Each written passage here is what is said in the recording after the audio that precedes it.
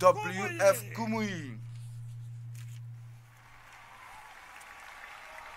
Thank you, Pastor. Pasteur Kple. The Lord who has kept Petro alive will keep on keeping you alive. Apetoa yike le miape agbeta kpoma aga kpoto anota ukpom kakabana simia gede yepe siapa mele Yesu penkome. Everybody praise. Amere ne glonambe hallelujah. We have come Miefa final night. do eza mamleto amen. Eye enu akpasa gatori siade kele agbomea owenu le agbome. Eye tete da nyi de siade le agbomea egbenye wopenu. Eye nu kake dimne no nu kake nye wojidia fiensi yala yenye fiensi mamleto. Eye nukunu wa atwede asi acho yape eye apeto ape amegbono no Kple apeto ape nusen eye Mawu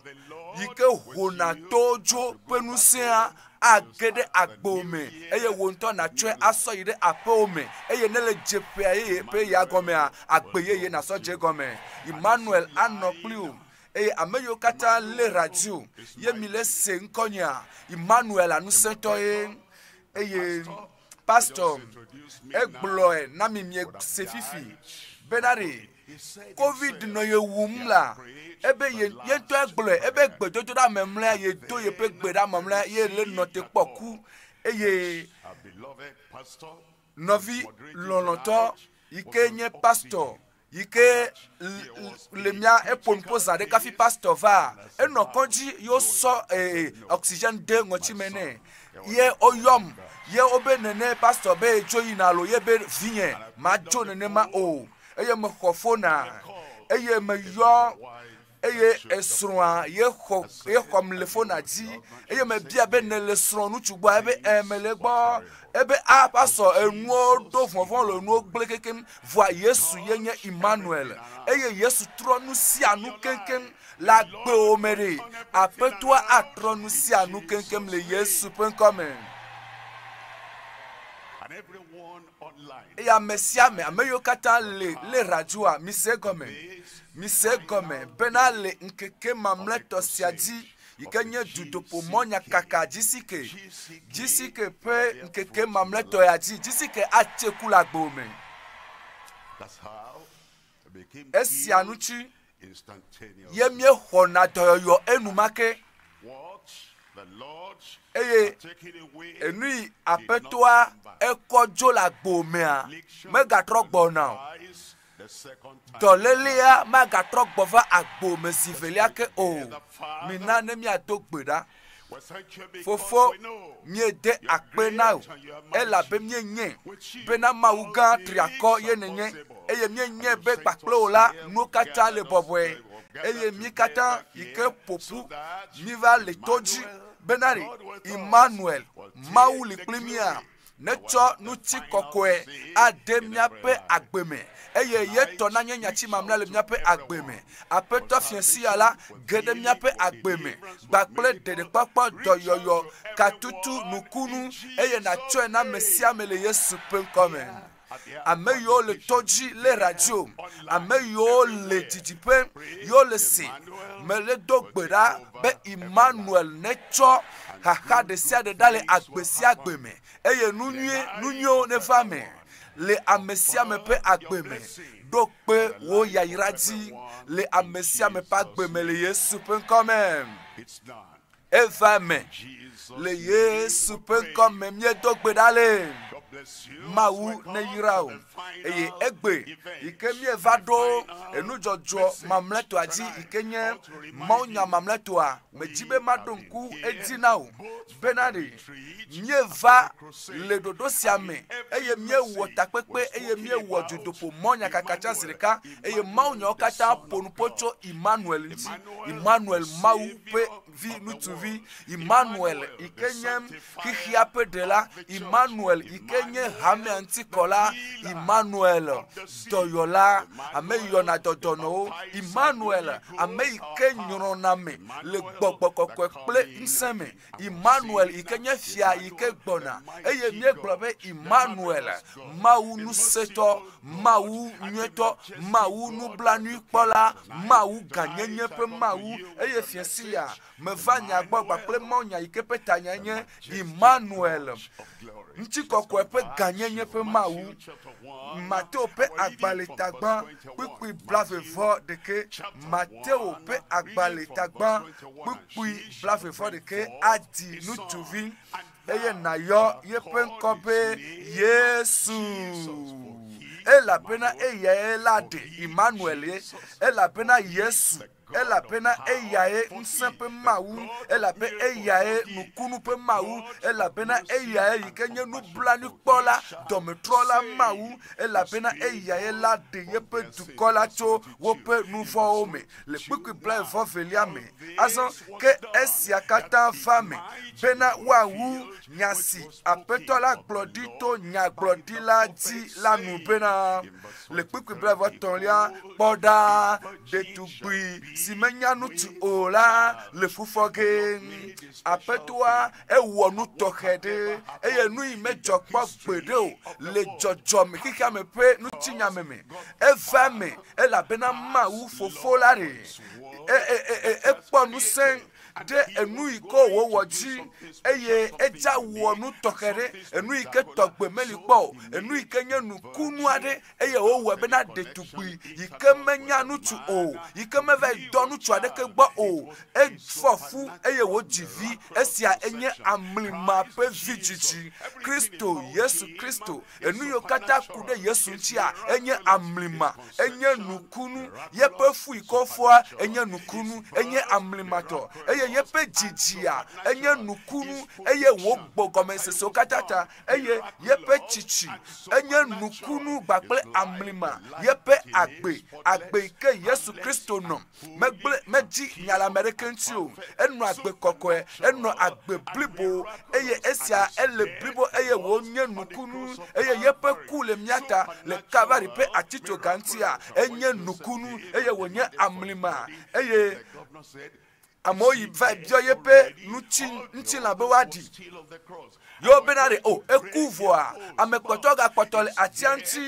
voa yepe kuwa enye nukunu bakple amlima eye yepe didi odi lenkeke ton liagbea efode chitre eye Mawu dola nusen didi cho jipo eye wo mlikpeada eye pe chitre chichi enye nukunu eye wo de edopifia yepe apostolo eye wo nokplio le nkeke blane meson eye nkeke blane lia mea ele nu pomnao eye zedeka okokwe jo le jipo ole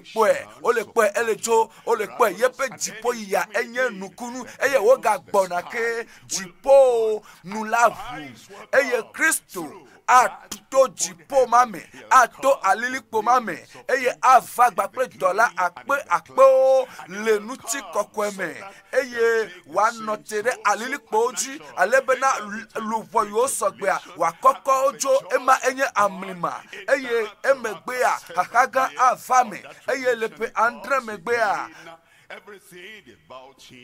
nusia nu ike kude Yesu Kristo ntia onye amlima eye obe kpoda de tugbisi menya nutu ola adi afofu eye wati fi eye wayo yepe nkobe Imanuel nele hwesia dowli blobe Imanuel akasi wolufo nchi dowli blobe Imanuel akasi wonuchi lanti dowli blobe Imanuel eye akoko chodo pe ikenele eye wa choso de Ŋutikɔkɔɛ me dowli blobe Imanuel sigome enye Mawu likplimi yenye Ŋutikɔkɔɛ pe Mawu, yenye Ŋutikɔkɔɛ pe Aƒetɔ, eye eva ale gbegbe, eva gbakple yeƒe ganyenye pe nusẽ, yeƒe tɔtete pe nusẽ, yeƒe nusẽ yi ke naneke mate ma tsitre ɖe ŋuti o, age ɖe agbo me, eye nu mawɔmawɔa awɔ le agbo me, eye le fiasi ya Imanuel afi ya gblɔ be Imanuel le gbɔnye. Gblɔ be na ɖe Imanuel le gbɔnye, gblɔ be Imanuel nye tɔnye. Imanuel awɔ nu gãtɔ yi ke ame aɖeke ŋutɔ mate ma bui o, ame aɖeke mewɔe kpɔa awɔ le agbo me. Imanuel, Ŋutikɔkɔɛ pe ganyenye pe Mawu yi ke miakpɔ enu ame etɔ̃, enu gbãtɔa Ŋutikɔkɔɛ pe Mawu adodo ɖe dzi. Fofo la doe ɖe dzi kakaka, eye ame aɖeke mate ma ɖiɖi o. Enu yi ke fofo la kɔkɔ ɖe dzi, Mawu fofo la kɔkɔe ɖe dzi, enu yi Mawu ɖo le agbo me, ame aɖeke mate ma ɖe dzo o. Mawu ado ɖe dzi le ƒomoa me, Yehowa ado ɖe dzi le wo nɔnɔmea me, Yehowa ado ɖe dzi, eye nu sia nu yi ke ne hiã, fofo la do Aƒetɔ Yesu Kristo ɖe dzi bobobo. Mawu, Ŋutikɔkɔɛ Mawu la pe dodo ɖe dzi, eye evelia yenye bena ɖe mina miatsɔ miaƒe fɔbubu adɔli gbakple yeƒe Ŋutikɔkɔe, miatsɔ enu vloma yi ke le gbɔwò, enu vloma yi ke le agbo mea ɖe, natsɔe na Yesu. Yesu axɔ fɔbubuwa, eye wòana wò amenuveve, ana wò Mawu sosro ɖe gbakple Ŋutikɔkɔe. Nasɔ matemi yi ke le agbo mea atsɔ na Yesu, eye Yesu asɔ nutete pe nusẽ, dziƒo pe nutete age ɖe agbo me, kpoa agbe wòatrɔ vɔe mɔa, agbenya atrɔ keŋkeŋkeŋ. Tsɔ fɔbubuwa na dɔli gbakple Ŋutikɔkɔe, eye etɔ̃lia nakpɔ mɔ na nu gãtɔ tso Ŋutikɔkɔe me. Mɔkpɔkpɔ na nu gãtɔ kekeake tso Ŋutikɔkɔe me. Mikpɔa Ŋutikɔkɔe anɔ asi o le agbea me, eye nanɔ mɔ kpɔm nɛ, nanɔ mɔ kpɔm nɛ, nɔ mɔkpɔkpɔ me nɛ, nɔ mɔkpɔkpɔ me nɛ. Mebe ɖe mele kpɔ mɔ bena ɖe ne va ma yi gbakpli. Mebe ɖe mele kpɔ mɔ bena Yesu va ma yi gbakpli le Ŋutikɔkɔe me, bena akpɔ miata kaka va na esime wòakplɔ mi age ɖe yeƒe Ŋutikɔkɔe me, bena ɖe ale bena mi, eye yeƒe ametakpɔkpɔ anɔ mia dzi kaka va na esime ye miage ɖe Ŋutikɔkɔe me, eyra mi bena ɖe yeƒe yayra ne wòanɔ dzi yim le miaƒe agbe me kaka va na esime miage ɖe Ŋutikɔkɔe me. Mɔkpɔkpɔ ɖe le asinye lo, menya be mɔkpɔkpɔ ɖe le wòtsa asi o, eye Yesu akɔkɔ sɔ yi ɖe Ŋutikɔkɔe gã la me. Hamea ne gblɔ nam be amen. Mina miakpɔ enu gbãtɔa yenye Ŋutikɔkɔe Mawu adodo ɖe dzi, Ŋutikɔkɔe Mawu aƒe dodo ɖe dzi. Mi le nu ƒom tso Kristo ŋuti, mi le nu ƒom tso Imanuel ŋuti, eye mi le nu ƒom sɔku ɖe yeƒe dodo ɖe dzi, ale yi ke wodoe ɖe dzi. Mina miakpɔ Filipitɔ ƒe agbalẽ ta ve, Makle kpukpui asiekelia, Filipitɔ ƒe agbalẽ ta ve, kpukpui asiekelia, egblɔ le afi ma bena esia ke ŋuti Mawu hã, Mawu doe eyama ɖe dzi kakaka Kristo ma. Mawu doe ɖe dzi ƒo dɔlawo ta, Mawu doe ɖe dzi ƒo amegbetɔwo ta, Mawu doe ɖe dzi ƒo Adam ƒe dzidzimeviwo katã ta. Kristo Yesu Imanuel ekɔkɔ, eye Mawu doe ɖe dzi kaka eƒo amegbetɔwo katã ta le afi sia afi, elabena Mawu do eyama ɖe dzi kakaka, eye wòtsɔ nukɔ si ƒo nukɔ sia nukɔ ta ke kafi masi ɖe gɔme na wòa ɖi do wòli gblɔ be amen. Nukɔ geɖewo li lo. No oyana ɖewo be cancer, wate ma yɔ ɖewo be abi le dɔme, wate ma yɔ ɖewo be taku adabatsetse, wate ma yɔ ɖewo be tokuku, wate ŋkɔwo ye, eye nukɔ yi ke nye dɔlélewo ƒe ŋkɔwo ye wonye, eye nuvɔ nukɔ ye, eye amegbetɔwo katã ŋutsuwo gbakple nyɔnuwoa nukɔ le wo si ɖekaɖeka, eye nuvɔ̃ɖiwɔlawoa nukɔ le wo si, nuvɔ̃wɔlawoa nukɔ le wo si, eye nkosia nuko ikele anyigba ya ti nkosia nko ikele jipo nkosia nko ikele achapume nkosia nko ikele achapume Mawu do Yesu de jikakaka eye wocho nuko ikepo nuko katatala chone nko ikele Yesu sia epo dolele wa ponkota above your calamity. Begble ikele jode jiwa nuko ikele Yesu Kristo sia ekoko u begble ma ikele jode jiwo eye nusia nu iko yole anyigbaja Kristo Ŋutikɔkɔɛ Mawula nusepe Mawula Mawu do edeji po nukosia nukota minami akpokpu ewolia le kpukpu wolia me bene amesio le jipo kple amesio le anyigbaji la bena le Yesu Kristo penkoji ne le gbɔdzɔ le dokuo me ya ne le gbɔdzɔ eye ne le bia o magate ma de afɔvelia me le sɔ Yesu penko sɔ le na o gbɔgbɔ vɔn la fia kple ekeme yo le zinu de tanam eye le Yesu Kristo penko me le fiesi ya eklosia klo ati Every knee shall bow. Klosia klo ati Powers of darkness that stand. Viviti me penuse yo titri ye o le dongo dinao eye o le tono benari esinyo mi kpotola fia evona o megavona o o tonu la vo o do la jeklo le fiesia eye oglobe nkogbe dede wa ele yo sime eyo mele ji benari emenenyo na o alakpa amemao katade apeto amianu nao amiagla nao eyo ola jeklo le Yesu penkome eye dolele ma meka dolele o you want o le globe dolele ewa me alekelo globe na de dolele ya ma wunya o dolele ama wunya o ela bena nuko ila sinya Yesu penko iko do de ti ponuko katata ele asinye alebe le Yesu penko dila klosia klo aji meka ameyin kuma yo onyen titre de agbewo nti o ebe klosia klo la de le Yesu penko men bene amesio le jipo kple amesio le anyigbaji kple amesio le anyigbatela katana jeklo le Yesu penkola me ye gome be nusia nu amesia me le jipo ya la anyigbaji ya la anyigba petume ya egbe eklosia klo ati minami akpapuku wi de kelia eye adesiade na vue me bena Yesu Kristo yenye apeto enumantie wo yo ofefie ya benade na se gome bena Yesu Kristo yenye apeto na le drum gbedo nouveau eye ne jo le nouveau gbo eye ne va Yesu gbo eye be Yesu nyenye si menye be ne kule Calvary le tanye eye nye ya vado eye ne le so Yesu abe apeto kple de la enea fiesi ya de papo anyeto fiesi ya chochoke aswasi o fiesi ya kokuti mo kata onge ola gba gudugudu don kwejiro de komia gbabe Yesu penkoji le Yesu penkoji eklosia klo aji eye adesia de na bueme bena Yesu Kristo yenye apeto kena fofola pe Ŋutikɔkɔɛ nele kpo dedea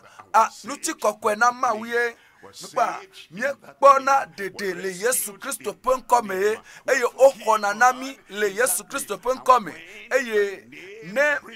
Yesu Kristo penkoa echo chochoke ve na wa echo Ŋutikɔkɔɛ na Mawu eye mie hona doyoyo le Yesu penkome to Kristo Yesu pe nkwaji hosi Yesu pe nkwaji hosi ye webe nuchuma ikpomilia ele la mesese blibome Yesu Kristo pe nkwa ye mieyo ye ota na kpodoyoyo Yesu Kristo pe nkwa ye mila yo ye ota la mewala no sesere eye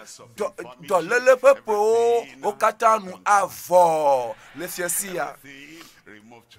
okata wajo donkweji meka aleke ne do apaye olo menyiba aleke wonto ne favi olo menyiba aleke le mlela nyigba olo nikpo nutuma ikele votuanu gbedoko pe vodroanu me do wuli ore me yento me le buta me bena ya kpoto yoyore do ma hiwonto le la fima le tojia me bui be ya kpoto yo me jibe makane ti no be do yoyo la swasi o menye benu sianu ade jole agbomo to gbo be de kaje ma me bui po a nukunu avane eye wo ike le tojia nukunu avana o ebe sika kple klosalo mele asinyo ye amabe na sika kple klosalo mele asiwa nkancho gba no tero nkunye mo sika kple klosalo jinya mele va ebe nu ila sinya macho na o enu ike wonto mesusi o mekpa onto le po mo na sika kple klosalo ebe de echo ole alone ye ole fon eye wo titri bena ye ntori sika kple klosalo ike oji bena watema nu agbe wa ponu adu akpa fiamlore be ye ntola tema zonle ye pe afoji eye nu sen kple nunya la suesi bena wayi eye wa veji fiensi ya towe na kwele Yesu pe nkome ela bena klosia klo aji every tongue shall confess that Jesus ela bena adesia de avweme bena Yesu Kristo yenye apeto Yesu anye agbo pe apeto Yesu anye nonome ikeme tonele ape apeto Yesu Kristo anye apeto de kuki oji Yesu anye apeto de agbo pe nonome aji eye adikasi adika ikele va jole agbo mea Yesu anye apeto de ji ela bena ne hwe abe apeto wene enye apeto de agbo ji enye apeto de nonome ikeme tonele aji eye le agbo pe go de sia de Yesu anye apeto eye agbo asonchi kokwe na Mawu eye wonko gbedede asonchi kokwe na Mawu enu yo na wole agbemea akọ Mawu pe nkonti eye le jisike ya me apeto abwagbo na o eye afisi afi na doa ya irae le yimiamea ya irae le yinkoa ya irae le yidusimea ya irae eye agbe omea gbesiagbe nusia nu le agbo me nu jojo le de sia de la agbo me asonu chikoko na Mawu asonu chikoko na jipo Mawu nyato si le jipo ela enu yanti ye wo do Yesu Kristo Yesu ela bena alegbegbe Mawu lo akeka me bena wo choye petenu vi de kakena bena amesiame amesiame bena amesiame yenya mekele toji le segbenye amesiame yenya amesiame yikele afisi afi yo le segbenye bena amesiame yike ho Yesu Kristo jisela ma tron o amede le segbenye o ya ma tron o fika nele ha fika nelo ma tron le Yesu pen come eyi ne kweseta le ko Yesu jise menye tron je ne ko solo va ne ko Yesu Kristo jise me be ne ko wonto wo jojo nyenye jise be na nu imewo enu inyemeten wo be na imewo nu nyo be na nu nyo osu gba wo nu vondi nyo mele jagbagba le wo nu nye le wo nu nye menye mayo wonto do ki o pe jojo nyenye ma mega hwe ma jise va ne ko Yesu Kristo jise ne ko Yesu de la jise ne ko Yesu apeto jise ame ke fofola dododa ne ko ejise esi ne ko Yesu jise ta ma chron o va agbemavo aswasi o minam yakpo dowo taton dowo taton bukwi blaton mia fofo pe maula for Yesu de titre a merci miao miewu mi panu iko wora wawele zimena Yesu Kristo pe kaklare achicho kanti Yesu Kristo Mawu pe tenuvia Yesu Kristo de la wawedwe yo ble yo oklere achiso kanti voa Yesu Kristo Mawu dwe de jikakaka alebena de chochoke na nye amesiameto jukomao ike le eyi mame le dopegmatwa wawenye jukon ike wonuvon wawe wu amen wawe wu Mawu pe tenuvia wawe wu Ŋutikɔkɔɛ pe fiavila eye dukɔ mawo gɔ hã ɖe Mawu do Kristo ɖe dzi kakaka eye Mawu meɖe woawo to le me o lo mi kpɔ ame nene wo dometɔ nenie kpɔ ɖeɖe le Pentecote ƒe ŋkekea dzi o. Petro le gblɔ na wo bena miawoe Mawu dɔe ɖo ɖa gake miawo miewui gake wotsɔe ke wo eye miame yiwo le didiƒe ame yiwo le didiƒo ɖe yeƒe atitsoga ŋuti yia miaƒe asi mele me o lo vɔa miaƒe nu vɔ̃wo klã Yesu Kristo ɖe atitsoga ŋuti mi mekpɔ ale yi ke wotsɔ nudzakuku tsɔ ta ne o lo mi mekpɔ ale yi ke woŋe le atia ŋuti o vɔa ame yiwo wɔ nu ma ɖe Mawu tsɔe ke woawo ya ewo yi ke le kaka didiƒea Mawu atsɔe ke wo tsã mina miakpɔ ta blatɔ̃-vɔ-ɖekelia ame sia Mawu do ɖe dzi ame sia Mawu do ɖe dzi ame ɖewo gblɔna be kpɔ yewo ya yewo mele dzi Yesu eye womedo na Yesu ɖe dzi o Mawu ŋutɔ ɖe edo Yesu ɖe dzi eye domahi amewo la gblɔ bena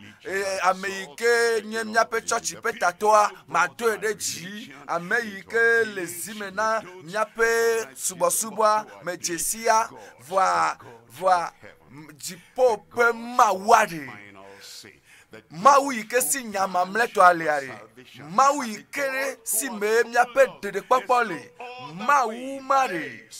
ebe edo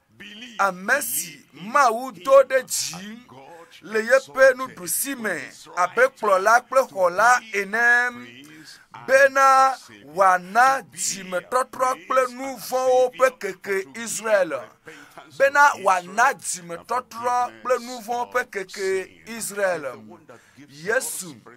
yena mi dzimetɔtrɔ ne wo ŋutɔ ne gblɔ be wo ya dzi wo lia le gbegbe ye wo ya matem atrɔ dzime eye metrɔ dzime wa ɖe egɔme nyi be mebia Yesu ta ye megblɔna le ɖo la gblɔna Yesu bena ɖe Yesu edzinye lia eye mele agbagba dzem bena ɖe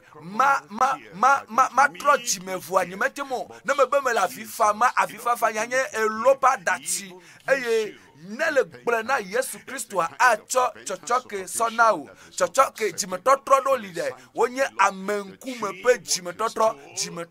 akpa yi ke mede to o eye nagblɔ be o tɔnye medzɔ eye mede dzime na o Yesu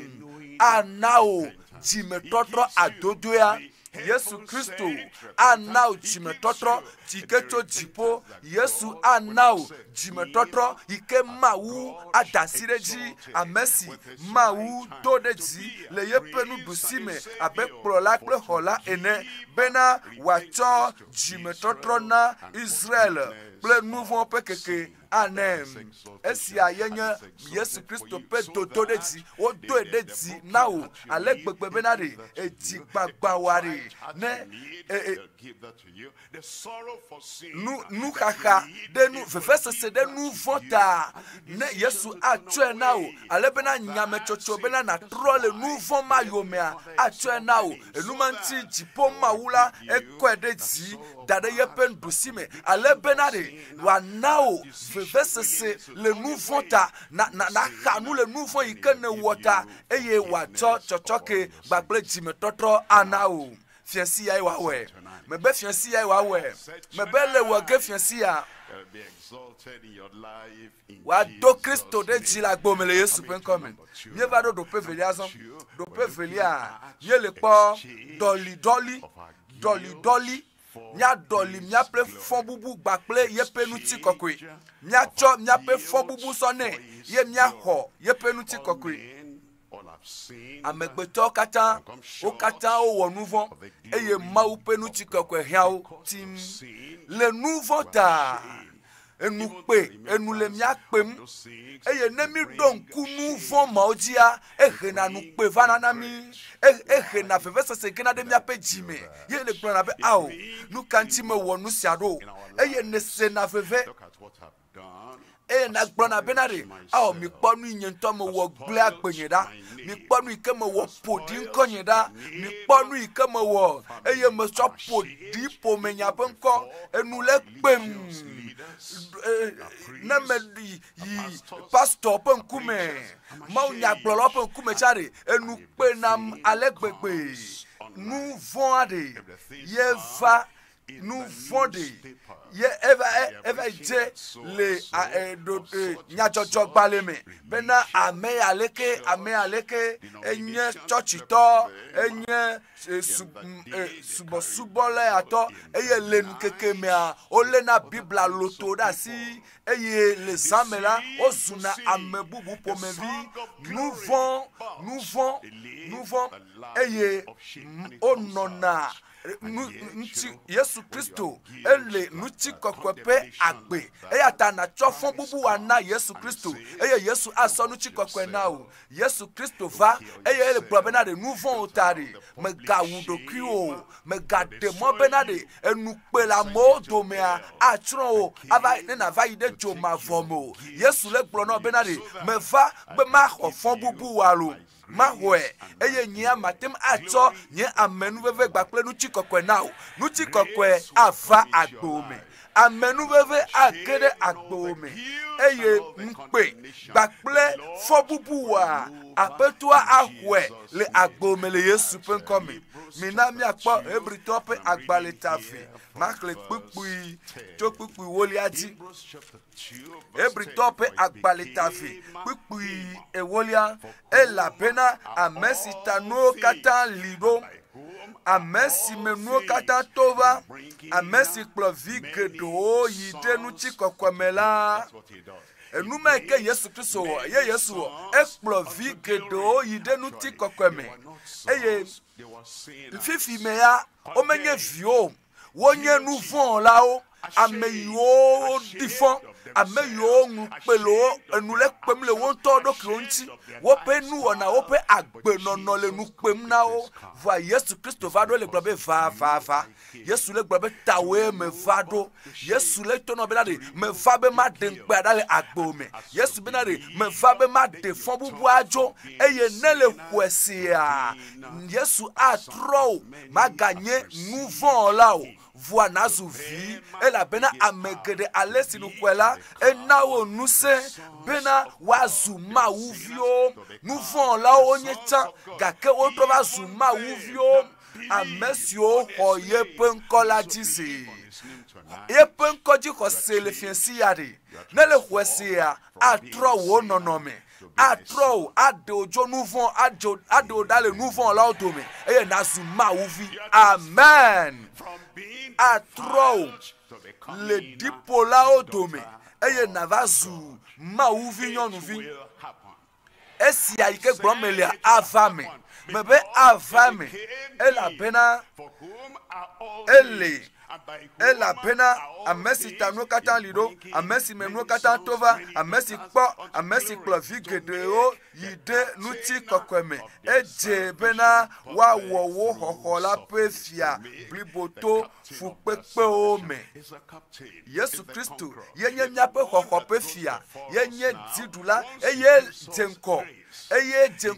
eye wòna mi amenuveve ena mi Mawu sosro ɖa eye wòkplɔ mi yina ɖe Ŋutikɔkɔɛ me Yesu ŋutɔ ye le ŋkɔ na mi eye ne le fɔnu di kanyia Mawu ƒe gbɔgbɔ aɖo ŋku edzi na wo be le kpɔ ɖeɖe lo le mɔ dzi yina ɖe Ŋutikɔkɔɛ me eye ne le va yi ɖo dɔwɔƒea enuwo katã ato vovo enu yiwo ne wɔna tsã ale yi ke ne kpɔna enuwɔnawo eye ne tɔna enuwo me dzodzro ye no tɔ nuwo me dzodzro zi ɖeka koa aƒetɔ tɔ nuwo me dzodzro koa edzio la no ƒo gbemgbemgbem voa enuwo trɔ elabena agbo trɔ enukpe ɖeke megale agbo me o eye nenya enu vɔ̃ɖi wɔwɔ aɖeke megale agbo me ke o nu ka ŋuti o elabena kafi ne wɔntɔ woava yi kpɔ nu yi ke le dzɔ le woaƒe kɔnta dzi ɖe wɔntɔ le va yi ɖo gbɔ eye le tonɔ be medzi be maʋu naɖe me na mi le dza ʋu nu mea eye le be eye ne gblɔ be ebe mi nya be tsɔtsitɔe nenye le be tɔnye medzɔ o lo enu yi me wɔa ye ya lo eye tete kpɔe va dzinye ye woɖu dzinye ye mege dze me voa fifia ɖe meva bena nu yi me gblea madzre ɖo lo meva bena ɖe maɖɔ nua ɖo lo ye Mawu atsɔe ke o ya amegbetɔwo tsã atsɔe ke o amen. Domahi lesson mele for that family. And he put all the mele nu fiam pomema under my eye wo cho wo pe vi ntuvi so dare jinye me fiana o enu eye me to na no me gbapli eye ka fi mi afanya enu ikele joa de teacher edola fia mathématique edola fia english de fia e jova ile fia matre wo de via eva ile fia porno no metata gbototo pe no metata fiam de via eye e de via pe susu fifia o le nu agbele nu von me obe teacher voi nu von di pe teacher matre pe teacher eye fon bubu pe teacher eye le nu de le nu wa de vi nyonu via va to avidi be onya ya magbele na mama kwe medola gbele na papa kwe eye kafi nu pe ane wa vari ovadi la kafi nyonu via ntona va teacher ntovaro ebe jila me va obe le ja odoku de via ya ebe me ja odogba ki o va me va bena ma vueme enu me no wo ngba ple de tugbivia me no nu vo wo ngba ple eye wo glo atonye mejo mama akle papa me de kuku mi cheke me di fon eye obe Mawu cheke eye papa akle mama cha ola cheke o le Yesu pen come eye o glona de tugbi ebe glona de tugbivia ebe glona de tugbivia benade ebe enu podi mo yi ke me cho de susu me eye me kasincho weya akle ke me na ode me de kuku tonye mejo eye me tro yi de apeto agbo eye me de kuku na apeto abenyi maga weke o nu pe a edejo fon bubua edejo eye Ŋutikɔkɔɛ Mawu pe Ŋutikɔkɔɛ eye chochoke pe Ŋutikɔkɔɛ agere agbo mele Yesu pe nkome eye nezu nuwowo yeye ne amiade le Kristo mela ezu nuwowo yeye hoho to onu vayi eye gbora nu kata ozu aleke ha nu kata ozu yeye fifi megala fimao matre wo megala fimao ahasi wo megale afimao eye nu gbegbe mo ikata yine wona ano ajedam ano ameblem aso nu twaji amedeke manya be ne wo voa lebe yi megale meke o ela bena mau pa menu be so asiye eye meva apeto la gbo eye apeto aso kakade ji so de jinyeme apeto apode nu eye mevue me eye apeto atwekem azo ne la gbele Ŋutikɔkɔɛ me apeto la awele agbo mele Yesu pen come ela bena amesi kwa mo katanchi ekplovi gede yide Ŋutikɔkɔɛ me eje pa bena wa wo kokko pe fiala blibo to fu pepe o me ela wela gbo me le Johannes pe agbaletawi andre nyakle chokuku ineliati nyela mecho wo nyala nawo eye hihia me lefuwo amesio va apetola gbo amesio apetoa to deji o dolly eye wo cho wo penu fon sone eye Yesu cho Ŋutikɔkɔɛ nawo ebe mecho wo nyala nawo eye hihia me lefuwo ela bena o mecho hehia me o abe alesi nyehanye mecho hehia me o ene nu tio kata ne wona leza ezape redupe zame pe redupe enu ma yo kata ne wona le nu kekeme enu ma yo kata ne wona la jame le bebi me le vuo me eye ne gbenu le ogbo eye apeto apet kona me swasio eye apeto ale globenade azon yike le khonya latala me ganye hehia me to o me ganye ajame alo vivi me subo me o me ganye ame yo wona nu pe na noa me gale o domo ame yo wona ajame noa me gale o domo ela bena azon agbo la tropo la eye ne dodo ya wenu takpepe si awenu vo eye ne joyi de apeme eye ne ve do do piade eredu pe yi same me gale ole Yesu pen come eye enu yo ne la bododo pe nonometata yo ne pona ne le ve do abati fo jamla ni adan ko a eye ne de ne le nu gomeza ano popo no ano po bododo pe nonometata o eye ne le va mlanyi zamea enu kpɔtɔ yi ke ne kpɔ kafi mlanyia eye le va yi le alɔmea ye wɔm na va yi nɔ le alɔme nu kpe ma eye nu kpe nanu ye na va nɔ eye ne do dzesi eye ne gblɔ be na de enu ya maga ye dzi le pe ye ya me gblɔ be amen ne ʋue me le aƒetɔ ƒe ŋkume eye ne le nya enu yiwo katã le me ye o le gble agbo o le ƒoɖi agbo ye o le wɔe be nu kpe le agbo dzi le wo susu mea le we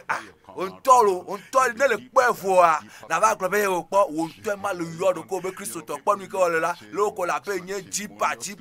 le be le dzena le gota si gbe le nya me kɔkɔe wu pastor gɔ hã ne voa wò ŋutɔ le nya be le adzamea nu vɔ̃ ɖe le afi ma eye ne yi ɖe aƒetɔa gbɔ le be aƒetɔ egbe ya ma dɔ nu sia nu ɖo egbe ya ma dzra nu sia nu ɖo egbe ya nu sia nu la nɔ ebe teƒe mina miakpɔ kpukpuwi atɔ̃lia le kpukpuwi atɔ̃lia nye mele biabiam be na ɖe wo tso xexea me o ke boŋ bena na dzra wo ɖo tso vɔɖitɔ la si me esime aƒetɔa tsɔ tsɔtsɔke ve na wo vɔ eye wòna wo amenuveve eye wòtrɔ agbo vɔ la alé wo ɖe asi bena magage dze nu vɔ̃ɖi mawo me ke o kpukpuwi adelia wometso xexea me o abe ale si nye hã nye metso xexea me o ene ŋutikɔkɔe ƒe Mawu ye wònye eye ne naɖo lia ne le ŋutikɔkɔe ƒe Mawua gbɔa mawɔe o eye esi wòtsɔe ke wò ta la esɔ Mawu sosro ɖa gbakple ŋutikɔkɔe sɔ de agbo me eye enu yi ke le ɖo la wɔa enu yi ke mawɔa mawɔe mikpɔ kpukpuwi andrelia wɔwo kɔkɔe eye miekpɔ ɖeɖevɔa ele bena woale tsi na mi le ememe woaklɔ ememe elabena esrɔ̃wo la te ma na xawo dzi alo la te ma na xawo dzi o alo ela nya alo ma nya o enu edzime kɔklɔ ma ele vevie mehiã be nagayi ɖe afi ne yina sa o eye magakpɔ gome le nu vɔ̃ɖi wɔwɔ aɖeke me ke o magbakpɔ gome le nu ƒoɖi wɔwɔ aɖeke me o aƒetɔa aklɔ me o aklɔ ŋuti o ebe wɔwo kɔkɔe le nyateƒe la me wo nya la enye nyateƒe nukanti wo gblɔ be kɔwɔwo kɔkɔe o kpɔ kpukui blaevɔvi le kpukui blaevɔvi eye nye la ŋutikɔkɔe si ne tsɔ nam la metsɔe na wo dɔlidɔli na tsɔ fɔ bubu wa tsɔ nɛ yala xɔe agbeƒoɖi wa yala xɔe le asi o madzɔmadzɔ nyenye wa axɔe ɖa le me o enu yiwo katã ko zi ɖe dziwo me enu yiwo katã va xaxa le dziwo me da ɖea na tsɔ wo katã eye numawo le me wa abosam le to na be ebe ye do na gbe la voa wo ŋutɔ le nyanu yi ke ne wɔna eye ebe mesɔ sia sɔ nɛ fifia le be yatsɔ ga na voa menya fi ke le kpɔ ga ƒe dzɔsopia menye o ebe enukpe na nu mawo katã yi ke le asi wa na ʋu nu mawo me eye na gbe nu le egbɔ eye agbewo ato vovo sɔm eye enu yi ke le ememea ye ke le gota na o eye ŋutikɔkɔe yi ke ne tsɔ nam la metsɔe na wo bena woazu ɖeka si gbe ale si miawo hã miele ɖeka ene kpɔkpukui blaevɔtɔ̃lia nye la mele woawo me ŋutikɔkɔe ƒe Mawua ebe nye la mele wo me nukpe megali o fɔbubu megali o nye la mele wo me eye woawo hã wole menye bena woazu blibo le nu ɖeka me bena xexea me na dzesi bena woe dɔm ɖa eye melɔ wo abe ale si nelɔm ene Apeto ane do peji la gome. will vanish away. Pe la jo. Those inglorious things. Enu makoma. He'll forgive you tonight. Eche ke o le fiancia. Eye wo kule da la gome le Yesu ben come. Nipa dima kosetoa ozana nu ike watem azan asa cho nu gbegble ko wa bena nu ane potono rarame nipa agbewa etro azon nu pea ne tro suboto nu pea o medejo wo pe fon bubua o medejo eye o medina gohabe one dejo enumanti onona agbegegepe agbe edipopope agbe ela bena mopa menuveve gbakple Mawu pe Ŋutikɔkɔɛ pe domenyonyo amele wo pe agbe mo voa le fiasi ya no atro le agbo me anu si anu atro maganye kobe abe nanye Kristo to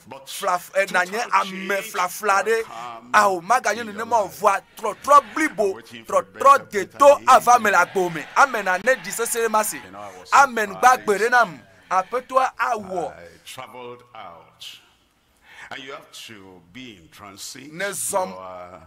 Coming from that place in India, and then you come to this airport, and then to this airport. India, mi vado yamegujepe, mi vado yamegujepe olewo numetoto benamiajo avaide tepe mamleto nemiavaide tepe hanope gantoa tepe nueto kekake ike nono vivina nam. Esi papa Kple mama ebe yo yina kwa ye nutude gogo yo gogo yo benade ewenye Pasteur Kumuyi ye mama be nyawe. And so the man ebe me be vena vio nutu agogom otona be church na ntobe metoko me kpo chicho ntobe me kpo I'm a businessman. Ebere ajodola menye nyemenye church o metoro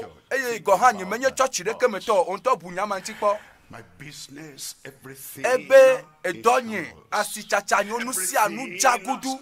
okata o gble enu kaka amo no dowom le tenye sa ofiganye kekem enu kekem gble I decided va ebe metonyame ebe eyo agbede to ha me vile ebe me yue me to ne benade ta flache kpo donyada bole ke nu le gble namda enu ebe jie me le dara me le jira sanfo amo o finu nyo gble nu nyo kekem novi agbede to me to a elon ye wo yide do pema wo vai plo agbede to me vi bubuo yo over gede edo pema ye ebere ebe agbede to me vi over wo do ana nutuare gbo be na de yika agbede to me vi over nuti fafa gede tamenai ye fo yatem adide me yatem agbode me le yepe hado laudo me ela bena ele bona pastor ela bena ha me vi wo eva do penya ye kponu si anu gede nono menyeto ame Ŋutikɔkɔɛ mebe Ŋutikɔkɔɛ mebe Ŋutikɔkɔɛ. That's where you work. Afi ne wona dolere amo ne wa kpo ebenade ne tsonu fon bubu wa so dole Ŋutikɔkɔɛ jime afana unti fafa jijo anome o Ŋutikɔkɔɛ yike Mawu chode agbo me anacho ayide do pe male Yesu pe nkome novi nutuma menya ye penko ela bena me ayo ye penko nam na vanyimate ma ayo na mi o ela bena monya glomele mebe novi nele segbenya ewenye apeto le afia leke apeto wa egblonu yike ne wona la fima na mbe Mawu ne yira olo mebere novi Mawu pe Ŋutikɔkɔɛ ne jile agbo me ne jile pomo wa me me do gbera benare jaju nyenye yike le jiwa me abe Mawu nya yike ne si abe donchi enere poto na Mawu pe nya jise Mawu ayeji agano yira oke Mawu ado de ti le Yesu pe nkome le do pe ma apeto akpoto ayeji ano to de jano to de ji mebere echo na mia pe fon bubuo echo na mia pe nouveau mia pe nu pe na nu ikemi wa eho na wo eye wo nana mi Ŋutikɔkɔɛ mia kpo Korinto to pe agbale felia taton pukuwi enyilia Korinto to pe agbale felia taton makleto pukuwi enyilia din ke mi kata miecho nukume si o mecho ni ola bo apeto la pe Ŋutikɔkɔɛ abe ahunhweme ene eye wotro miape nonome de nonome makeme to Ŋutikɔkɔɛ me yide Ŋutikɔkɔɛ me ne le va apeto la gbo eye ne cho agbo na Yesu eye ne ko gbugbo gaji eye wo de fon bubu dale mewo e de fon bubu dale ti o me eye wo cho nu fon wo ke o eye ne gbo dede eye ne ti Kristo agbo Yesu Kristo ari ano koko cho Ŋutikɔkɔɛ me aga so do Ŋutikɔkɔɛ bubu me akoko cho Ŋutikɔkɔɛ me aga so do Ŋutikɔkɔɛ bubu me akoko le de popo me aso de kokko nyenye me akoko le afima aso no yinko eyele nuwa akoko yi jipo yi melelo menyi sa me olo wa jipo be mo je mele menyi be pe ame olo wa jipo yi mele agbe jiji jijo pa gbe la mesepe agbe ye ma no kaka le nuwa ma yi jipo le Yesu ben come ela bena etrona miape nonome to Ŋutikɔkɔɛ me yide Ŋutikɔkɔɛ me the Spirit of the Lord. Abe alesi wo cho gbogbo la pe apeto la gbo ene eye esia enye apeto ape mokpokpo esia nye apeto ape dodo benade ade fon bubu dale miame eye wa so mi so chuchitri nu sia nu yike hena nu pe gba pe fon bubu vana miame ela dejo eye wa no koko mi so no ide Ŋutikɔkɔɛ me ava me la gbo me le Yesu pe nko me nya kpo do pe ton lia azon do pe ton lia yenye nu mokpokpo benade na yide na re konu ga to awule Ŋutikɔkɔɛ me apeto agbona eye wa kplo mi acho yide Ŋutikɔkɔɛ me egbona eye wa to tere alili kpoju eye maga pefuke o apeto ade maga pefuke o megbona bena wa ga va ho mia petepe akule mia petepe ke o voa egbona gba pe jipo pe Ŋutikɔkɔɛ egbona gba pe Mawu nu sokata to apenu se eye never do egbona le Ŋutikɔkɔɛ me eye wa koko o ne le toji ha ne le sia apetola akoko eye wa kplo yide Ŋutikɔkɔɛ me enye wa kplo Ŋutikɔkɔɛ me o cha kplo be yelo akoko yide Ŋutikɔkɔɛ me le Yesu pe nko me 2 Peter chapter 1 and I'm reading from verse 3. 2 Peter Petro pe agbale felia dagban nyahle 3. pipiton lia esi yepe Mawu menu se cho nu sio kata nyo hena agbela ple Mawu sosrodala kemi to si jeje fiansi ya acho nu kata na o enu yo kata hiana agbe doyoyo ehiana agbe acho na o dede popo ehiana agbe mavo acho na o Vovo cho nouveau me na vo cho kluvi nyenye ame yo wona me kluvi na vo cho kluvi nyenye me kluvi pe achisalao na amia echo we ya na no wo yepe lolonu etutu no be na wo yepe lolonu epegedo yes avaya kluvi nyanya onoti ebe na the slave trade and then in America from Lincoln and after the slave trade esimeye kluvi pe atisasa enotia amedo galire gbogbo dele wo pe jimere ojina be wa cho onovio wo kluvi wa cho onovi nyonu wo kluvi wa cho de tugbi manyado aso wo kluvi wa cho de kakpivi manyado so wo kluvi voilà enusio katanyo hena agbela echo kemi na foto kluvi nyenyeme mebe na foto kluvi nyenyeme ami adeke maga wo yepe kluvi ke o le Yesu ben come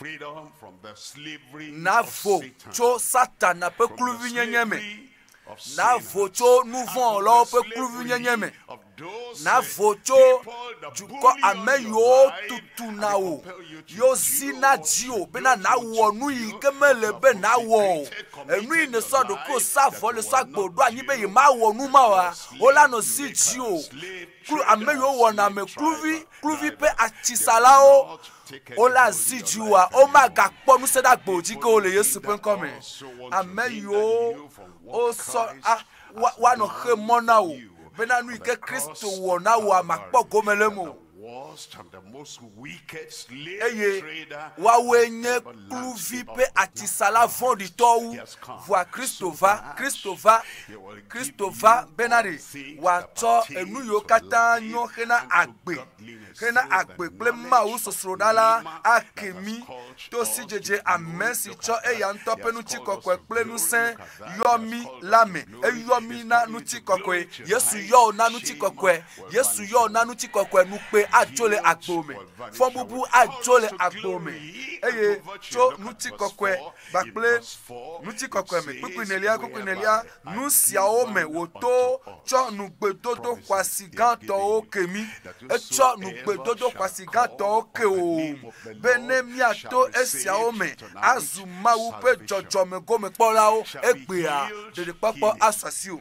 Shall be eye delivered, wa to esiao me deliverance. Shall be akpo doyoyo redeemed, wa to me redemption. akpo It says, gadede wa to me "Whereby bena hoho play given asosi unto us bena exceeding nusiao me wo to great cho nu and gbedodo precious kwasi gan to o promises, kemi that by bene mi these ato ye may be esiao me partakers azuma of wu the pe jojo me divine go me nature." pola o The defiled nature,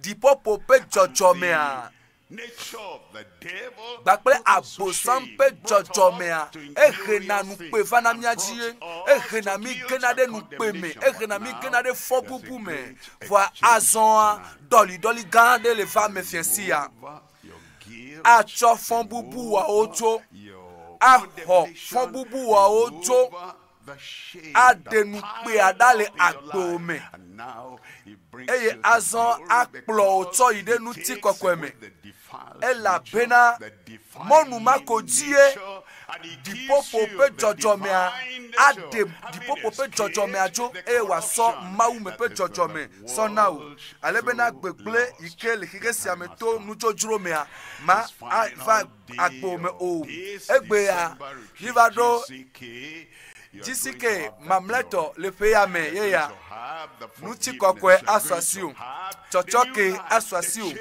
agbe of yeye life. asɔ asi o And then agbe yeye you go asɔ asi o out of eye ne this le doa place ne and le heaven tso will esi see ati glory a on you. dziƒo anɔ kpɔ nuti kɔkɔe le me o mebe Kristo anɔ kpɔ nuti kɔkɔe le me o mawu dɔlɔwo la nɔ kpɔ abena a nuti kɔkɔe ge ɖe ame aƒe agbe me eye ame yiwo le teƒe ya ame yiwo le aƒea me wo le kɔa me ye wo nye ame yiwo le teƒe ya mi nya be ne va Calvary ne sra Calvary kpɔa mi la kpɔ mawu ƒe nuti kɔkɔe le agbo me amen ewoe le aƒea me agblɔ na be amen. Esrɔ̃ nyɔnu akpɔ trɔtrɔ le agbo me le kpɔa esrɔ̃ nyɔnua enɔ tame bum bena awo srɔ̃nye nusua sa ɖe medana bibla sɔsrɔ̃ ƒuolo elena be na mawu subɔsubɔ no be dɔwɔlawo ƒe gododoa eyina o gasia game va fifia alɔ̃ ko dɔm wo va nɔ le tsɔtsi ŋuti kɔkɔe ma te ma nɔ ƒome ma mo ɖe eye adzrewɔwɔ kple nyasɔ ɖe amenɔvi ŋuti eye adzamenunya nunya ɖe le mia me le akpata me eye mi zene ɖe mia nɔnɔ ŋuti eye menya nu yi ke me le fu yi ke kpe me le aƒea me enya bibla eye ezana bibla sɔ le nam esɔna bibla sɔ zina dzinye bena nye magaƒo nu po eye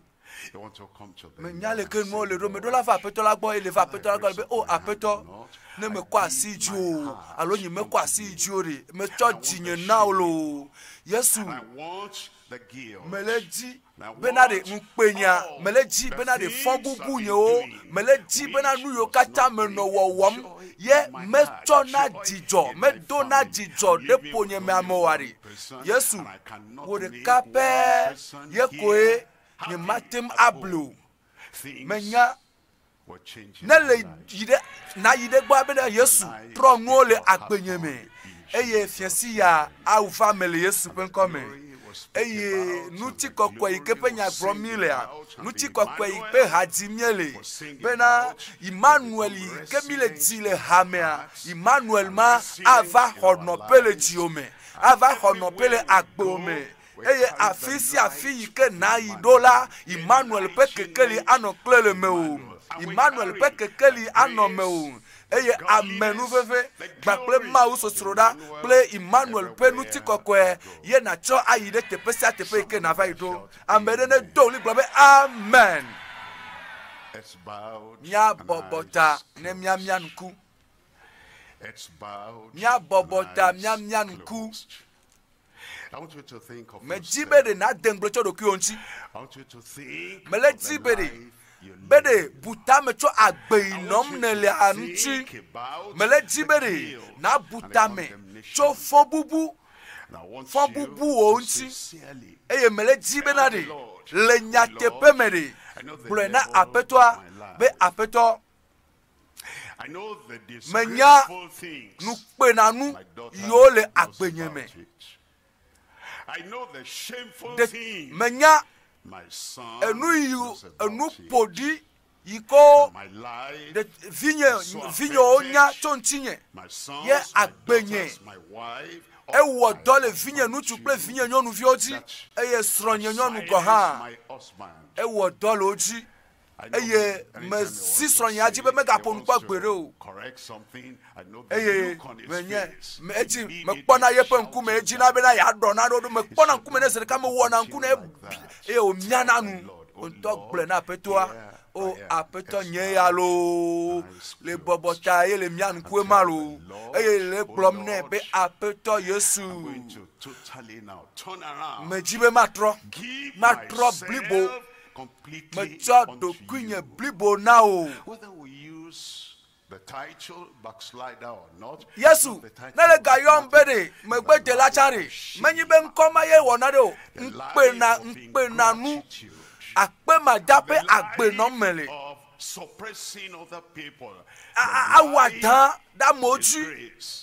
yeƒe agbenɔ me le nukpe ƒe agbe ye nɔme le Yesu le ɖo la ɖe fɔ bubu aɖe le menye afi ne lea bɔbɔ ta eye na mia ŋku eye na gblɔ na aƒetɔ le gaƒoƒoa me gblɔ be aƒetɔ Yesu trɔ agbenye nam Yesu trɔ agbenye miele dɔwɔlawo mi le gblɔ na be mi wɔ dɔ le tsɔtsia me mi gblɔ mi wɔ dɔ o aƒetɔa ne wɔ dɔ le dziwo me ne wɔ dɔ le agbo me fifi la aƒetɔ Yesu ne wɔ dɔ le wo ametia me eye na gblɔ be aƒetɔ ŋkpenanuwo ye mewɔ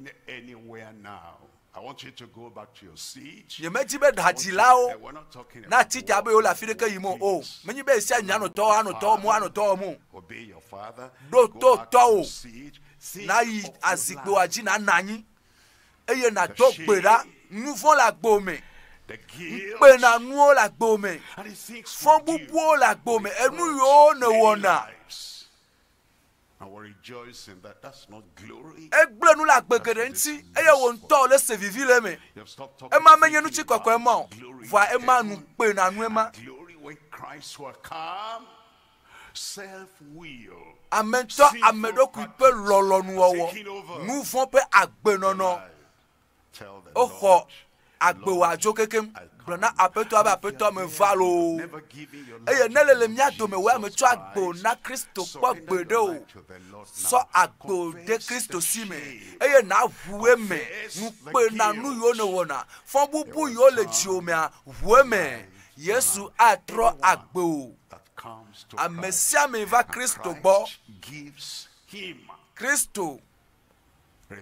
tsɔna dzimetɔtrɔ nana mema gbakple xɔxɔ kple tsɔtsɔke eye trɔtrɔ kplikpaare ava me agbe yeye agbe yike trɔ asɔ amemasi eye Yesu Kristo peʋu aklɔ madzɔmadzɔ nyenyewo katã tso ƒona petoa do gbe ɖa to nɛ bena ɖe ne ɖe nukpenanua ne ɖe dzo le yeƒe agbe me agbenɔnɔ vloma kadodo ƒoɖiƒoɖiwo nutsilãme kadodo gbagble nutsu kple nyɔnuwo le ɖekakpuiwo kple ɖetugbuiviwo dome eye ɖeko mi nɔ gblɔ be dzipa agbedeto voa enu ƒoɖiƒoɖi gbogbo ɖo le godea me le nugɔme do gbe ɖa eye nato na aƒetɔ nyenye si aƒetɔ me va le tsi na aƒetɔ tsɔe kem eye demɔnɛ bena ne na wò amenu veve be ne le dzo yi la magawɔ nu vɔ̃ ke o eye amenu veve age ɖe agbo me eye Mawu ƒe dɔmenyɔnyɔ asra wò kpɔ le agbo me eye ŋutikɔkɔe mebe ŋutikɔkɔe ava le Yesu ƒe ŋkɔme. Eye nusẽ bakple nutega bakple nyametsotso bena nanɔ agbe dzɔdzɔe aƒetɔa aɖo kpe dzi le agbe me eye ne le trɔ dzime vavã eye ne le trɔ megbe do adzamenuwɔnawo katã ɖe gblɔ na aƒetɔa bena ɖe aƒetɔ mexɔe se be ale gbegbe Mawu lɔ xexea me be wòtsɔ ye ŋutɔ ye ƒe tenuvi hena bena ame sia me yi ke xɔe dzi se la matsrɔ̃ o ke boŋ wòakpɔ agbe mavɔ. Xɔse yi ke ne ɖo le Kristo dzia eye trɔna agbe o eye wòaɖe nukpenanuawo dzo eye wòatsɔ tsɔtsɔke na wo eye wòana wo xɔxɔ ple eye wòana wo xɔxɔ eye wò ŋutɔ nenye akpe wò ŋutɔ nanye na tema gblɔ be akafu Mawu akpe na Mawu elabena mekpɔ ɖeɖe elabena trɔtrɔ ge ɖe me o enuwɔwɔ yeye ƒe agbe age ɖe me o eye agbewo me azɔa meganye kluvi na kpovitɔwo meganye kluvi na ame siwo atsɔ kɔkɔenyenye gbakple dzɔdzɔnyenye ɖa le agbewo me o eye megale kluvi nyenye te o gblɔ be o aƒetɔ menye tɔwo azɔ Yesu tɔwo ye menye ne xɔ Mawu vi la dzi se eye Mawu vi la wɔ ablɔɖevi eye Mawu ƒe gbɔgbɔ le ɖi ɖase le dziwo me bena azɔ la Mawu vie nenye aƒetɔa ne ɖo kpe dzi le agbo me le Yesu ƒe ŋkɔme. Amen. Amen.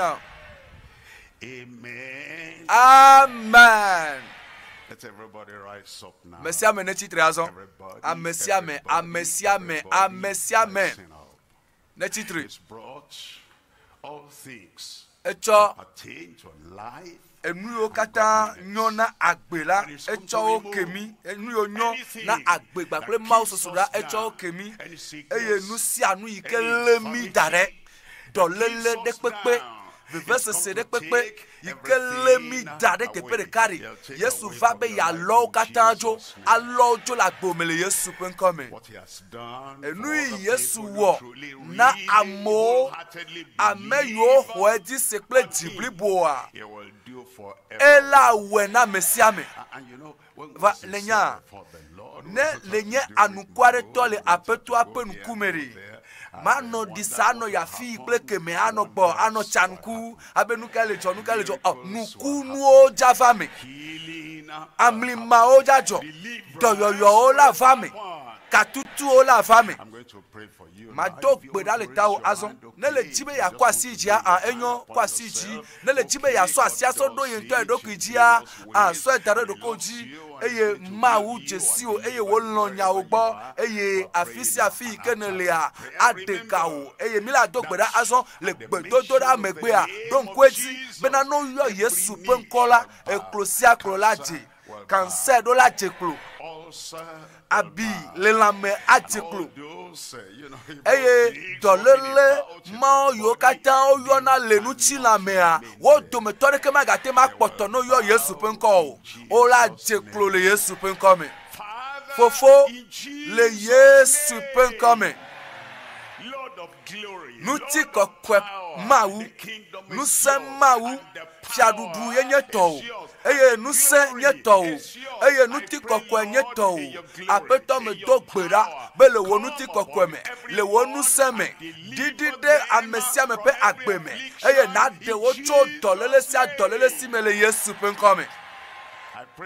me do gbe ɖa o apeto bena meka dolelia pe nonomo apeto Yesu kasi nchi ofifi Yesu le kasi nchi ola eye wo de dolelia kata jole me ole Yesu pe nko me John said to Jesus, Yohanes edo me do de Yesu gbo two of his followers, edo ye penu son la vo be na onebe biase be ewe nya me igbo na alo mia no po mo na me bubua eya me over do Yesu gbo eye o be Yohanes edo mi lo ebe mi abia obe we nya me jafa alo mia po mo na me bubua eye le gapopo ma me tututu Yesu yodo dono o le yi ma me Yesu Kristo hunku na nuku agbato o le yi ma tututu me Yesu Kristo le ena be klibo to chitro zazoni ebe mi troyi na mi gbo na Yohanes enu im nyanto mi kpore mi gbo na enu im sia mi nyava gbo na apeto le gapopo ya me le yi ya me tututu yodo o duko yo jedo eye nuku yo gba hunku na mema o eye be na be nusa la mese ne gede wo pe chapo be na klibo to na chitre ne wa azon le Yesu pe nko me do gbera o apeto be na tetera nyi de sia de yika bosan so dare amere pa agbeji eye wo ho abada mere nchi ka si wo nchi tro wo pe agbe eye na wo doyoyo pe nukunu anchi dolo wo pe agbe me wo gadede pe nukunu awele wo tometo de sia de pa agbe me be dolele ma yike ba chi wo pe agbe me e pe gede onye sia de dolele ma jo eye na o doyoyo plibo na la mese plibo le Yesu pe nko me apeto do peji apeto do peji fifi le Yesu pe nko me mi do gbe dale amen amen amen the Lord has answered. Apeto la segbe dodora ewowe Shake up. Do kyopo nukunu eva menao. Mawu etu kaye penusen de agbome. Do kyopo. Ezaya yenye zamamlea Imanuel sra opo megbele na oto gomejeji abenari.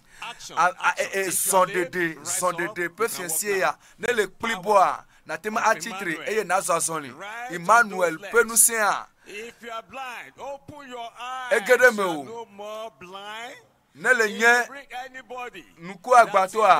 Just go to their back. Mawu apetola vunkuna o. The miracle has taken place. Nukunwa evame. Rise up on your way.